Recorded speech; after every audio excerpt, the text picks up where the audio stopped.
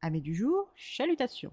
Pour les petits nouveaux, moi c'est Sekhmet et je vous souhaite la bienvenue dans mon podcast littéraire. Dans mon émission, je vais tenter 3 fois par semaine de vous donner envie de découvrir des livres de tout poil, récents et moins récents. Alors, si ça vous tente, c'est par ici la suite. Aujourd'hui, je vais vous présenter un roman isolé du célèbre auteur Christian Jacques, Le Moine et le Vénérable aux éditions Pocket.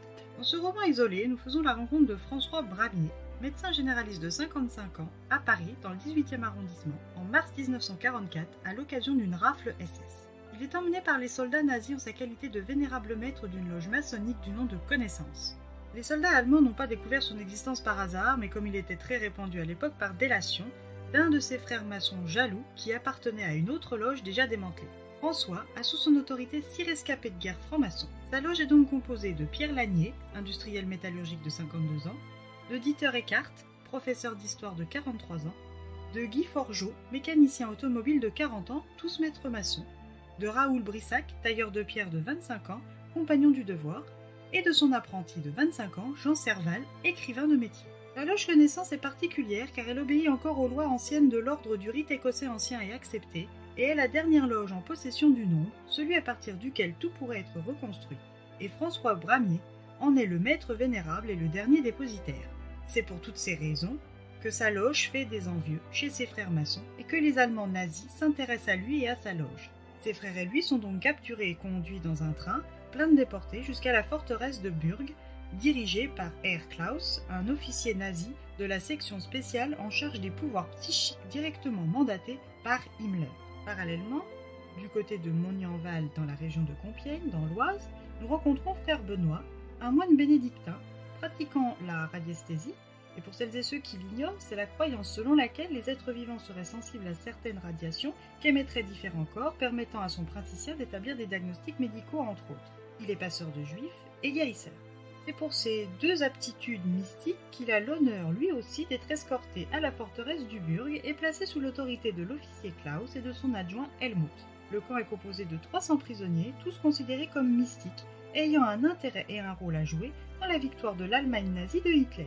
Frère Benoît dirige l'infirmerie depuis plusieurs semaines lorsque frère François, le maître vénérable, le rejoint. Mais c'est 2 hommes que tout oppose.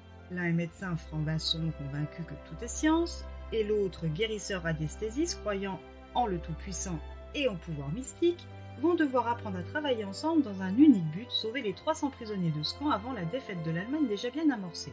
Leur intelligence et leur volonté de faire le bien vont-elles suffire à les rapprocher? Arriveront-ils à s'évader du camp nazi à temps? Découvrez-le en lisant ce court roman de Christian Jacques. Une lecture comme toujours avec cet auteur agréable. Le changement de décor, qui n'est pas l'Égypte cette fois-ci, vous l'aurez compris, prouve la capacité qu'a Christian Jacques à décrire les choses en les rendant vivantes. Je ne sais pas pour vous, mais avec la période de la Seconde Guerre mondiale, j'ai l'impression de déjà lu, déjà vu ou entendu, tant c'est une période historique mise en avant à l'école, dans notre calendrier, dans les films, séries et reportages. En commençant ce livre, je dois bien avouer que je manquais d'enthousiasme. Mais finalement, j'ai apprécié ma lecture et je l'ai dévorée rapidement. En même temps, il ne fait que 240 pages. Mais tous les lecteurs le savent, 240 pages, ça peut être long quand on n'accroche pas avec un texte. En résumé, je vous recommande la lecture de ce court livre de Christian Jacques, qui traite, pour une fois, d'un autre sujet que celui de l'Égypte. Et bien voilà, j'en ai fini pour aujourd'hui. J'espère que ce court épisode vous aura plu et vous aura donné des nouvelles idées de lecture. Si vous souhaitez découvrir d'autres petits bonbons littéraires tout droit sortis de ma bibliothèque, je vous retrouve le samedi 22 octobre prochain pour un nouvel épisode.